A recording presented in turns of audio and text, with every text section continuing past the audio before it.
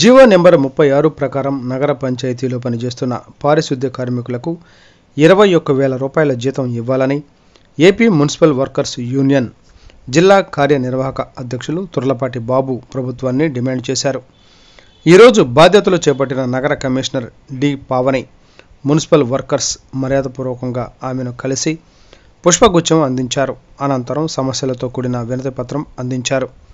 ఈ సందర్భంగా తుర్లపాటి బాబు మాట్లాడుతూ జనవరి మాసంలో మున్సిపల్ కార్మికుల సమ్మెలో భాగంగా అప్పటి ప్రభుత్వం జీవో నెంబర్ 36 జారీ చేసి వీరికి జీతం 21,000 రూపాయలు చేసిందని, ట్రాక్టర్ డ్రైవర్కు 24,500 రూపాయలుగా నిర్ణయిస్తూ జీవో 36 విడుదల చేయగా మే నెల నుంచి అన్ని మున్సిపల్ నగర పంచాయతీలలో ఇది అమలవుతూ ఉండగా చింతలపూడి నగర పంచాయతీలో ఇది అమలు జరగటం లేదని, కేవలం 15,000 రూపాయలు జీతం ఇస్తున్నారని, సంక్రాంతి బోనస్ 1,000 రూపాయలు ఇవ్వాలని, జీవో నెంబర్ 12 ఉండగా ఇప్పటికీ బోనస్ ఇవ్వలేదని, అదేవిధంగా నగర పంచాయతీగా అప్గ్రేడ్ అయిన దగ్గర నుంచి ఇప్పటి వరకు ఏరియర్స్ ఒక్కొక్క కార్మికుడికి 2 లక్షల రూపాయల 23,000 రూపాయలు రావాల్సిందని, వీటిని తక్షణం విడుదల చేయాలని కమిషనర్ గారిని కోరడం జరిగింది.